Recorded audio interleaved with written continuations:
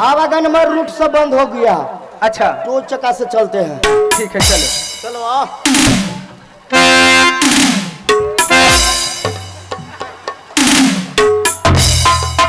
इस पर कभी बैठी है कि नहीं बैठी है? कभी नहीं। हमारे आदमी है। हाँ हम बराबर 80-90 की स्पीड में रहते हैं। अच्छा गिर जाएंगे आप 10 के घर में फंस जाएंगे, इसलिए आगे आओ हम पर। एक पागल आगे मैं बैठे जाऊंगी तब डराप कैसे कीजिएगा? चलाने वाले आगे बैठता है।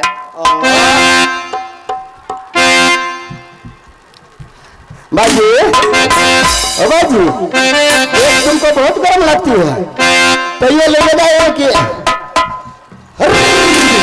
बाजी आगे जाके नेकस के डाल पकड़ लो।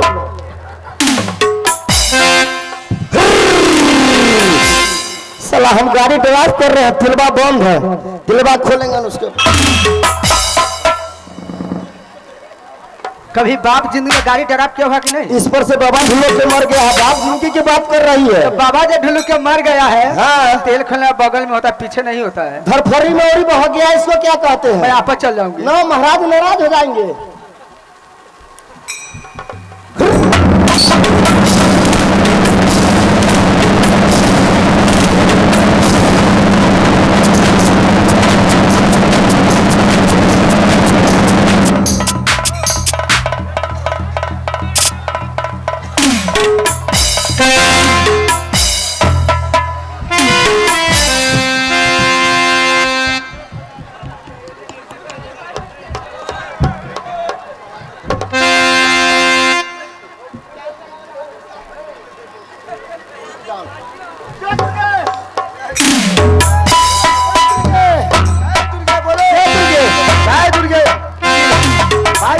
आ गई। कहाँ है?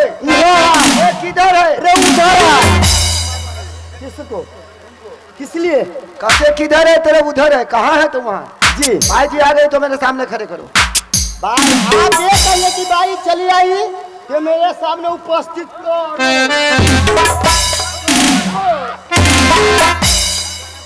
छाती पर काहे मारते हैं?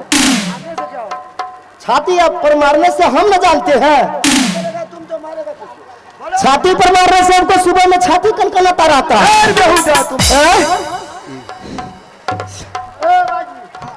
महाराज जी है। महाराज की जय हो। जय हो जय हो महाराज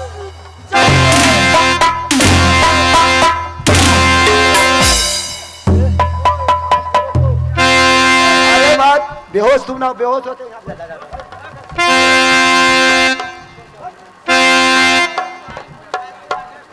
अब हम प्रोग्राम होगा। चलो इधर भाई जी।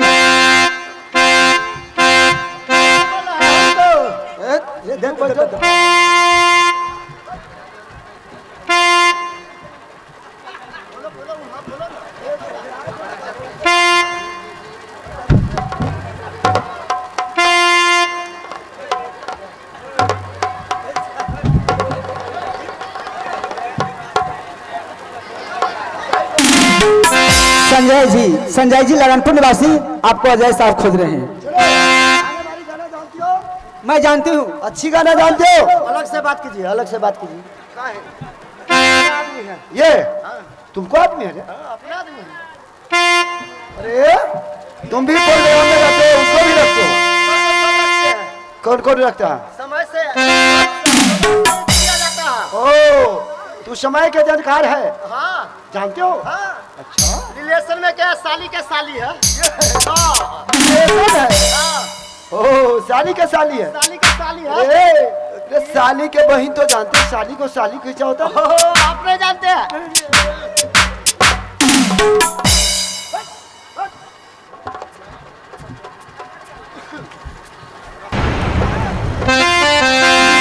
हाँ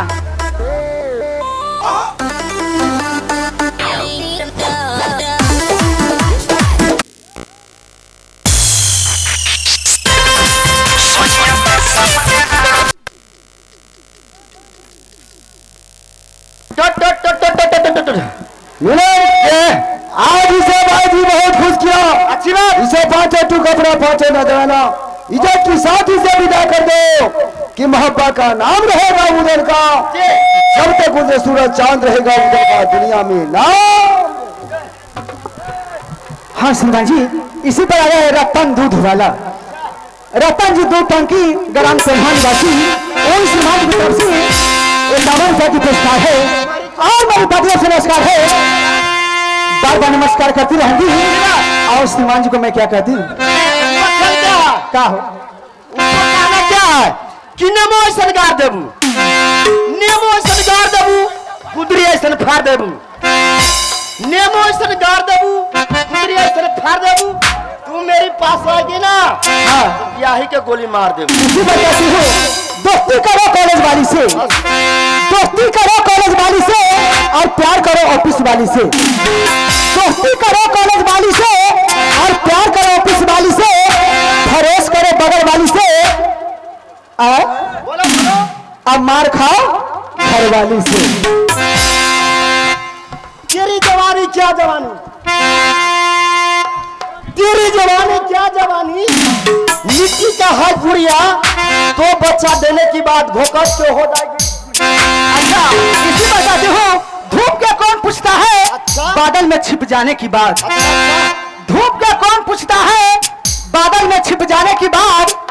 आप ऐसे लड़का को कौन पूछता है, उम्र ढल जाने की बात। खा के खो मलाई, कितनी सुंदर गाल बनाई हो, खा के खो मलाई, कितनी सुंदर गाल बनाई हो। रहना था मेदिनीपुर में, भोला चौक पर किस लिए आई हो। इसी बताती हूँ, गुलगुलाओ तो कोई बात बने, चाहे मुस्कुराओ तो कोई बात बने। गुलगुलाओ तो कोई बात बढ़े, चाहे मुस्कुराओ तो कोई बात बढ़े। दूर रहने से क्या फायदा है, जरा सा पास आओ तो कोई बात बने। बतिया दिल में छोक दा। हाँ दिनेश जी, दिनेश जी, दिनेश जी मेरी आवाज सुनते हैं तो कृपया करके इसी पर आगे भावी प्रत्याशी जिला परिषद के कैंडिडेट, भावी प्रत्याशी जिला परिषद के उम्मीदवार भाई मेरा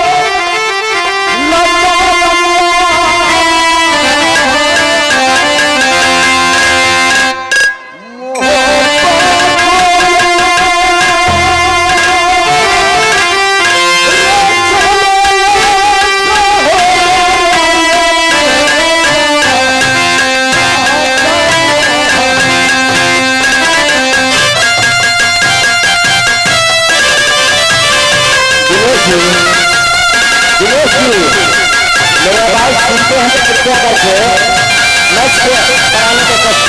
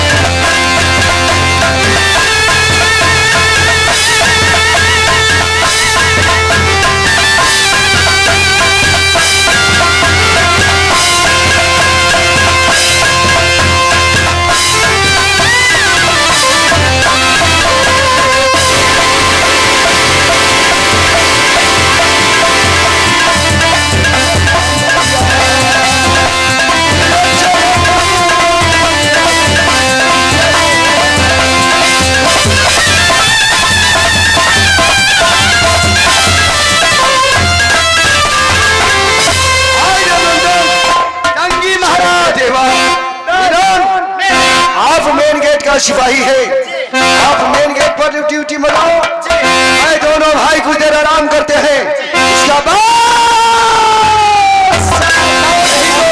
याद ना होगा, याद ना होगा, जरूर होगा।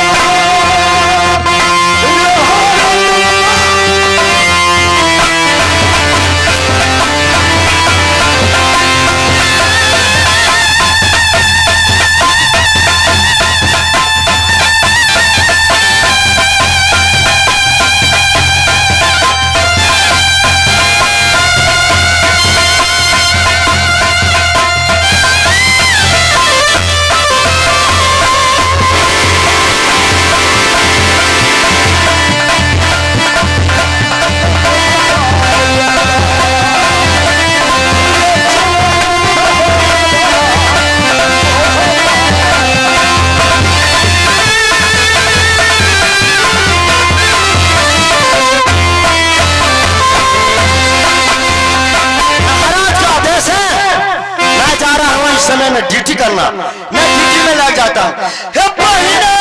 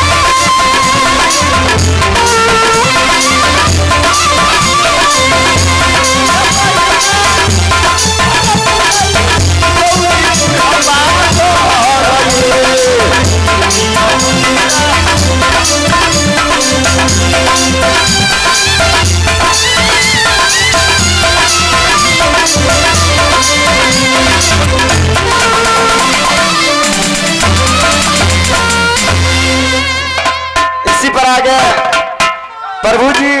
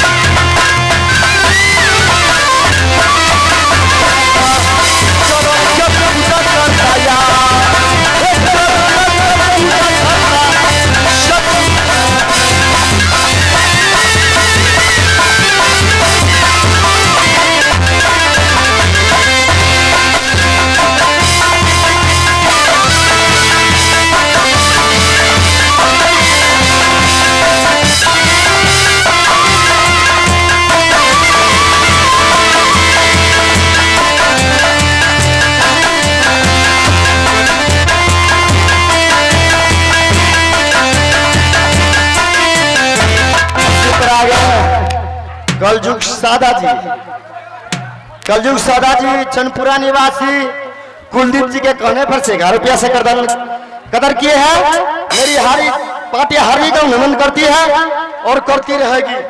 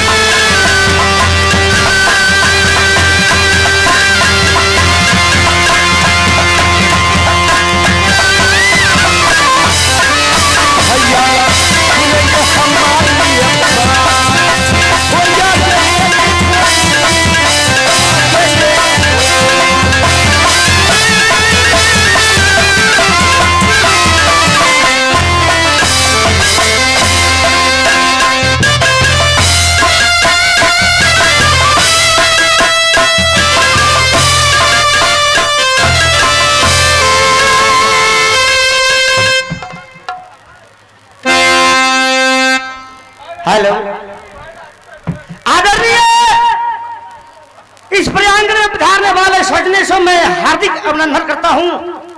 साथ साथ ये नानपुर कंपनी आपसे हार्दिक अभिनंदन करती है और बार बार करती रहेगी।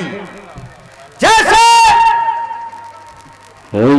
कि विश्वकर्मा भगवान के शुभ अवसर पर ये नाच प्रोग्राम होने जा रहा है। एक अवसर सूचना, मिस्टर माधव राय जी जो कृपया वीडियोग्राफर हैं, कृपया आप वीडियो पर चले आवे। मिस्टर माधव राय जी, हेलो, कृपया आप लोग साइड हो जाए, इमरजेंसी गाड़ी जा रहा है, किसी का तबीयत खराब है। एक ही आदमी हटिए, रास्ता छोड़ दीजिए श्री। जाने दीजिए भैया। रहेंगे उतने इस नाच प्रोग्राम का आनंद मिलेगा। जैसे बाबा विश्वकर्मा की नाम से आपसे कहा देते, बड़ी खुशी की बात होती। एक बार बोलिए विश्वकर्मा भगवान की,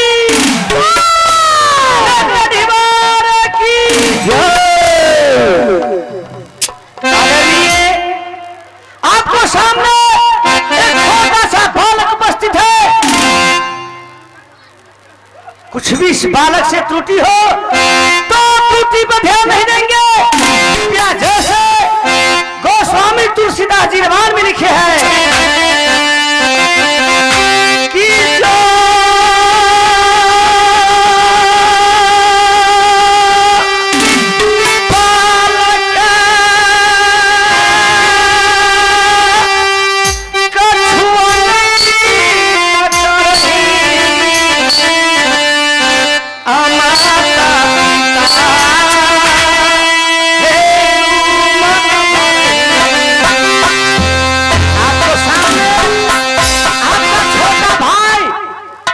समान उपस्थित है, कुछ त्रुटि होगा तो ध्यान नहीं देंगे।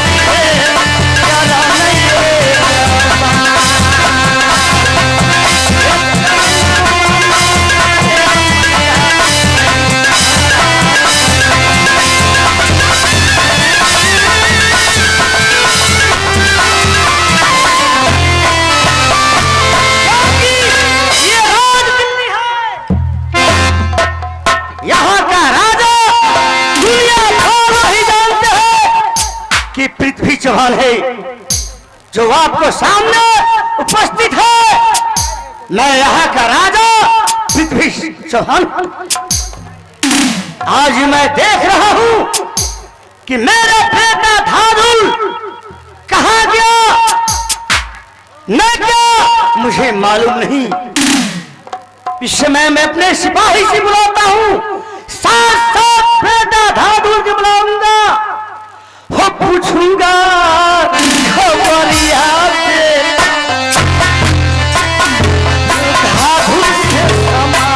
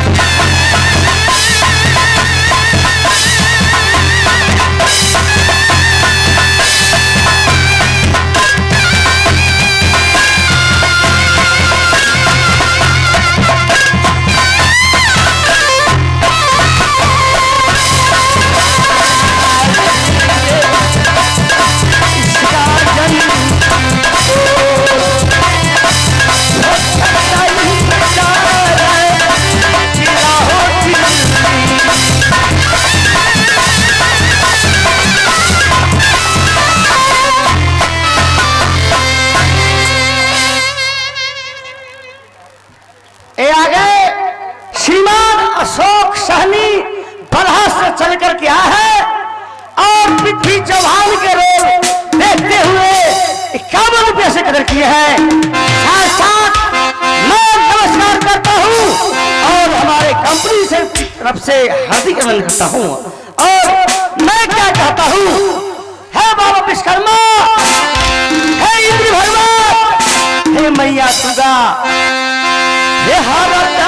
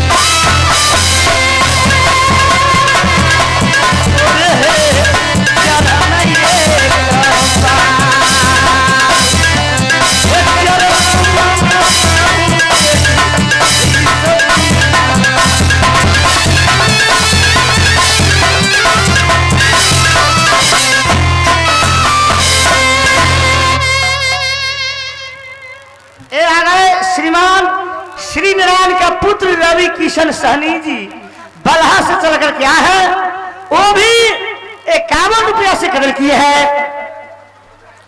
हे माँ दुर्गा, हे विश्वकर्मा बाबा, मेरे भाई पर तुम दया बराक रखना, दया दृष्टि हर समय बना रखना। इस समय मैं अपने सिपाही को बुलाता हूँ। सिपाही, यदि तुम जहां कहीं भी हो ड्यूटी पे जल्द से जल्द बंगला पर आने का कोशिश करेगा।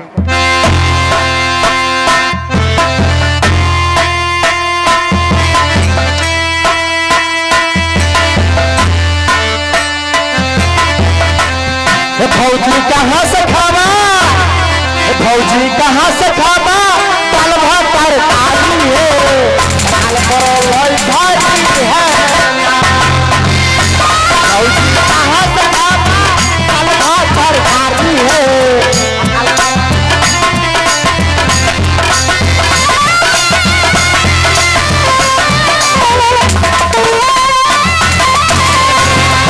फौजी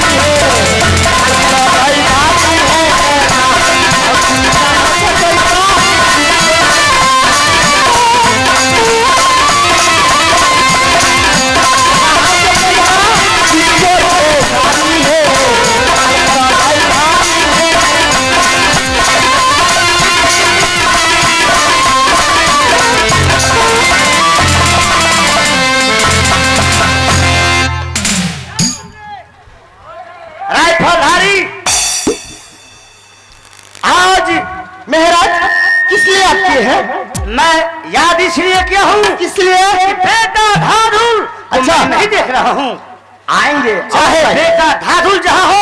अच्छा उसे तुम बुला के लिए आओ। ठीक है इसलिए बुला के लिए